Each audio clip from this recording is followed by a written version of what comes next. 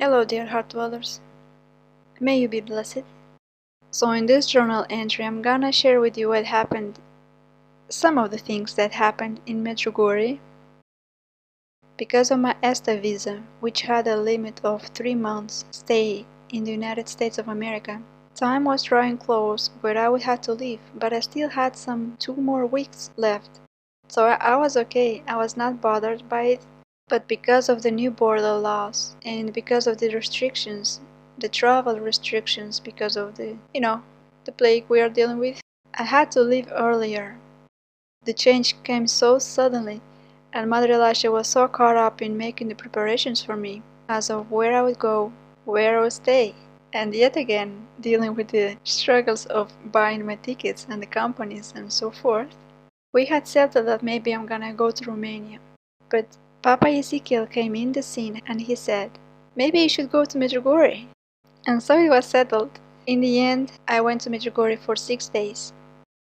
But it's interesting because on the Sunday, before I found out that I was supposed to be leaving, on that Sunday meeting we had, the Lord said through a rhema, prepare your mind for heaven. And yet another one said, you will be with me in paradise. It made me wonder, I'm like, what is this all about? But later on I figures out that it was the heaven he had prepared for me up in the few weeks ahead. And another interesting part is that as I was going to the airport, in a lift car the Lord kept playing, the person had the worship songs on a radio. And the Lord kept playing on that radio songs about suffering, about a storm, struggles, but about His faithfulness in all of that.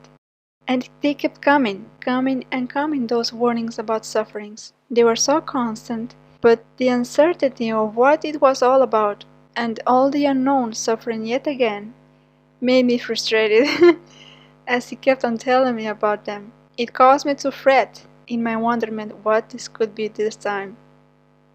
Will it be the airplanes? The tickets? Will it be the borders again? I had to lay it down though because it was stressing me out.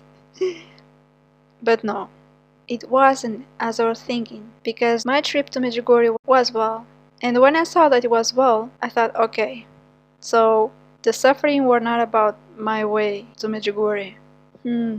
Is it gonna be on my way back?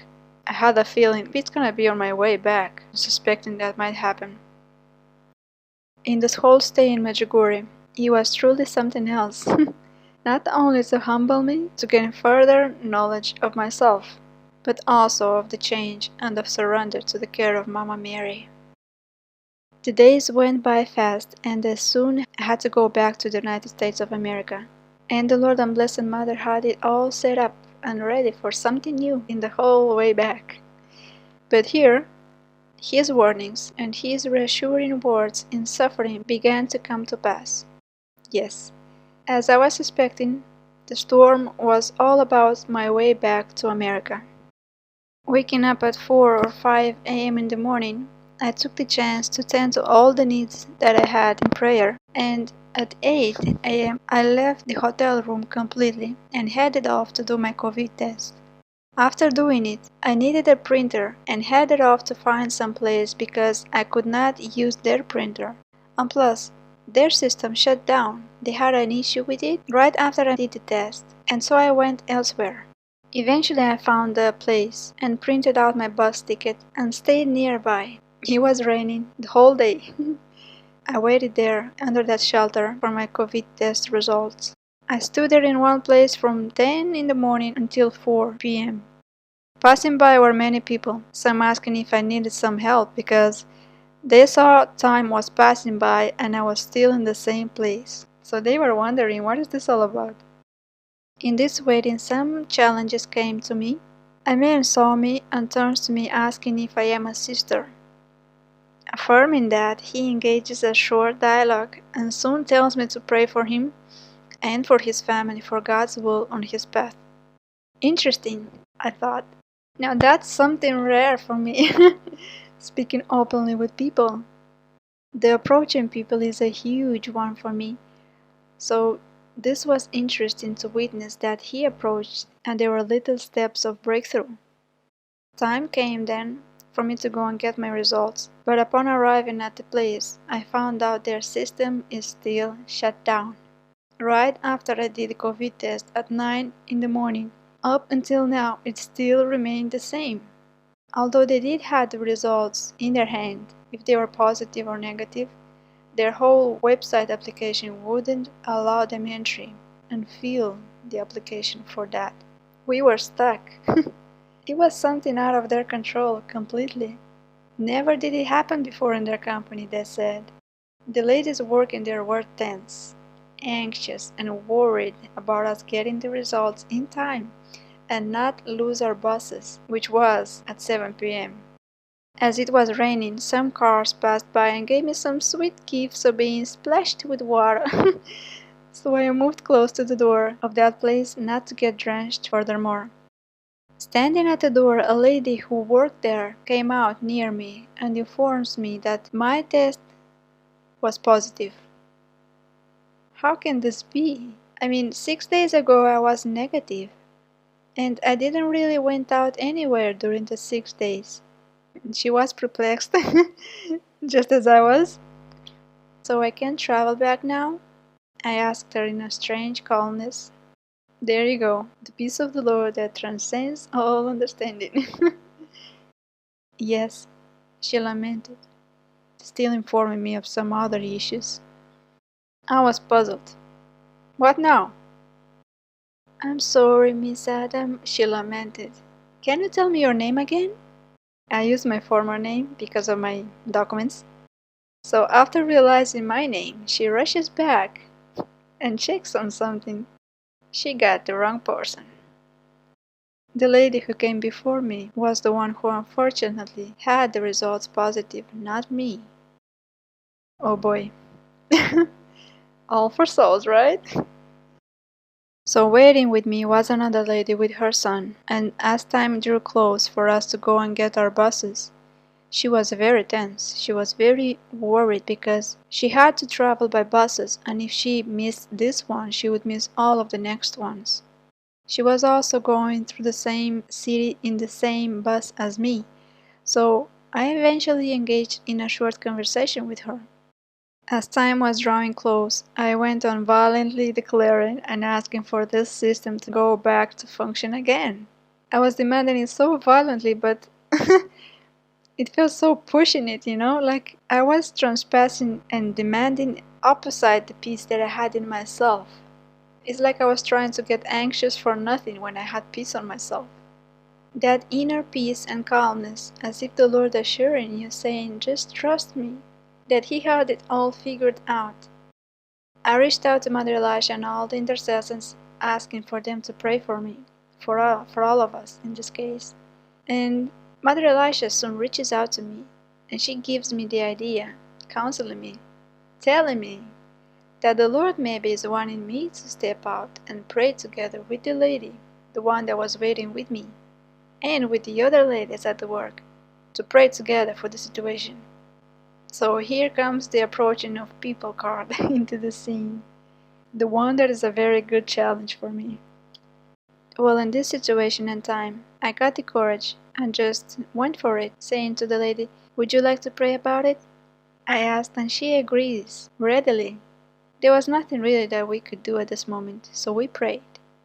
So when I moved away from the lady that was waiting with me, I tried to approach the other ladies who worked in that place, who were staying over their scheduled time because of the situation and they wanted it to be fixed, so they stayed over their working hours.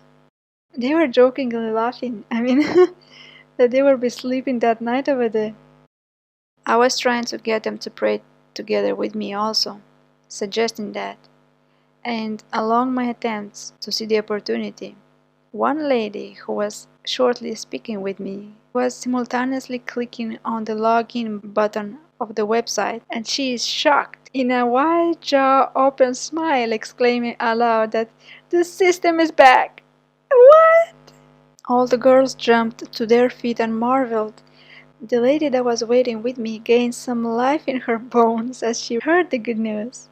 The system was back right after 3 minutes we have prayed together. God really moved so instantly. I bet all the ladies who were working there were also praying, combined with the prayers of the intercessors. And finally, it seems like I felt that God deliberately allowed this situation to man me up, to step up and pray with the soul, out loud. Because yes, indeed, after we have prayed, no more than 2 or 3 minutes and the system is back up. Seems like he was waiting for me. Seems like the plan of God this time was not only for me to get out of my shell and to go forth and bless people with a prayer. He set up these situations also because of the sake of the other souls. Because right after the system was up and we were at the bus station, the lady who had been waiting with me, she came and shared with me a hard trouble that she had, a burden about her family. She shared with me her struggles, and we then also prayed there together at the bus station, trusting that the Lord will move on her life and of those in her family also. She is a person actually who loves Padre Pio and is a Christian herself. Eventually, right after I arrived in the airport of Zagreb, my attention was drawn toward 3 people who were in somewhat of a arguing with the lady at the balcony because the airplane was going without them, and they were trying to convince the ladies to let them in. There seemed to be an issue with the documents because of the new requirements, because one of them did not have one document, so they were all frustrated. All the airport could hear somewhat in that area their shouts, and I was just going around them, looking for the situation, praying inside my heart again. And as I reached out to Mother Elisha to pray for them, she also tells me, "Well, now is it another chance for you to go and approach them and pray with them, out loud." I was reasoning with myself that because of the guys were so angry, they were somewhat a little bit cursing. I thought, man, this is not a good chance for me to approach them. I better wait. And I said the same to Mother Mary Elisha, and she said, "No, you're reasoning, just go. The spirit is moving." And yeah, somehow I managed to get a conversation, and I soon find out that they have a mission that is a launching mission, and the key person is one among them, but he is not in the airplane, so this is why they were so frustrated. This whole mission that they were gonna launch is about setting the captives free, they said. Rescuing the sex trafficked, the poor, all of the people who are oppressed. They said setting free the captives, and it was interesting to listen to that. Eventually I prayed for them somehow because one of the guys was constantly speaking. And not only that, I noticed that maybe God was moving in a way that was hidden to me because all the 3 people, they believed in God. One looking at me remembered his grandmother, who was very religious, and when he saw me he said that he got nostalgic because he thought this whole generation of today is getting lost from faith. So he had his hopes back up again when he saw me. There was a lady among them, and I could see her eyes being so tender as she gazed at me. I could see that she was respectful toward people of faith. And she was at peace in the midst of all of that that's going on with the airplane. And yet the key person that was supposed to be launching the meeting, he said, "This battle is definitely the Lord's. I cannot do this. I don't even know." He was speaking of the Lord all the time. Eventually, when we parted ways, one of them turned and said, as a farewell, "Thank you for being yourself and who you are, as a Franciscan sister." It was interesting. They're all strange people, but wow, that's God move for sure. As I was waiting in Zagreb, there was yet still another case of another lady who got some complications with the documents, and she lost her airplane. She was so stressed, she was so in tears, and yet again I had to go there, just being there with her, and we spoke, and yes, she got another airplane and she got home safely. Then I set off to the United States of America. When I had landed, there is a person at the door of the airplane with my name on the paper, telling me that my next flight got cancelled and they booked it for the next day instead. They had a hotel room ready for me, they said. So upon speaking with Mother Elisha, we decided to go there. Finding my way in the airport, I soon find the way and am ready to order a lift. But there is a guy walking around and he soon says to me, "What is this all about, this outfit that I am wearing? And if I am some kind of a religious sister?" Which I confirmed. And then eventually he came back and we spoke, and I found out about his situation. He was in that airport for some time now, for days. He had a job, but he had no way to stay because his landowners had an issue with him and he lost his home. So he was going to work but coming back to the airport every time. And the security guys, they were already spotting him out and maybe he was in danger of being kicked out of that airport. So reaching out to Mother Elisha again, we went forth to that hotel that I had. But when we arrived there to get a room for him also, not only for me, guess what? The whole system shuts down again. And the guy says, "This is the first time this happens in our hotel. It never happened before. Why is it shutting down?" He could not make a new reservation. He could not do anything. And I just laughed. Knowing the history, maybe the Lord wanted me to pray with the guy. We were trying to give him a shelter. And I prayed. But in the end the system was still down. So we got back to the airport. And Mother Elisha took the situation from there and ended up giving him another motel room for 1 week. In the end he got a place to stay. So it makes me wonder, the Lord would shut down a whole flight for one soul to have 1 week to stay in a motel room. Seems like something the Lord would do.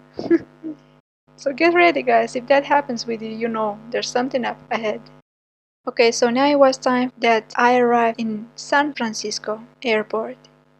And I was tense because I knew that this was where the passport control happens.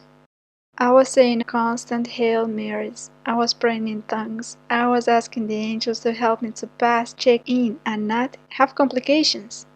And soon when it is my turn, they send me to the passport control room for foreigners. And I stay there and I wait.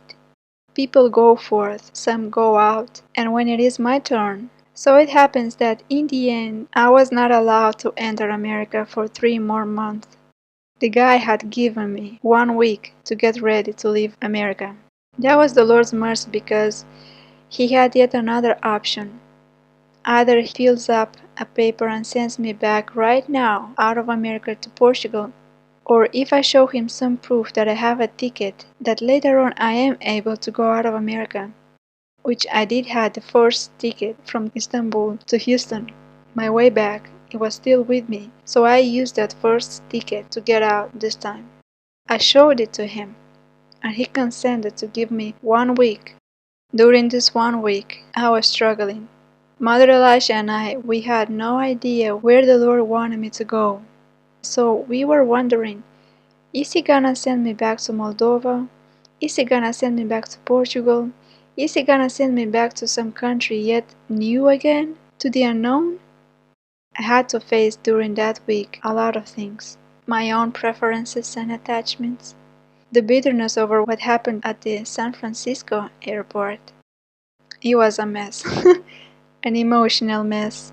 But in the end, the Lord revealed where the country would be.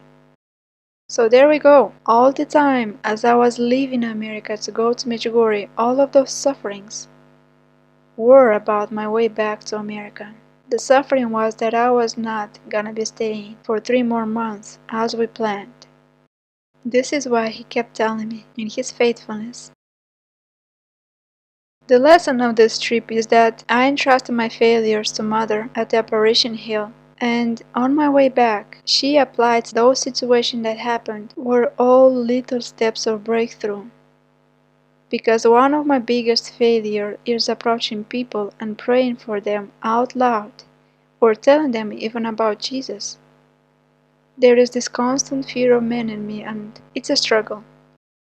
This is like hope in the horizon for me, because all of these people that approached me, all of these people that I approached, they gained my confidence in the Lord, gave me hope that it's beginning to break through. Of course, this doesn't mean that every time I will approach the people whenever I feel led to. I still mess up, but I can see that there is a spiritual change. There is something that happened over there that is still here with me. I will still fall, I will still do mistakes, but being in the hands of Mama Mary, you surely should expect some change soon. So this was the change for me in Medjugorje, that after 5 years of struggling with scrupulosity of approaching people, praying over them out loud, speaking of Jesus, it came through. It's beginning to came through. God bless you guys. This was the short journey that I had in Medjugorje, and the little huge breakthrough that I had experienced. And I hope that the same happens with you. Of course, it doesn't mean you have to go to Medjugorje. It means you have to trust and give yourself in your mama's hands, for she will do with you as her maternal heart knows best, for the pleasure of the Lord, growing you up and helping you. The Lord bless you.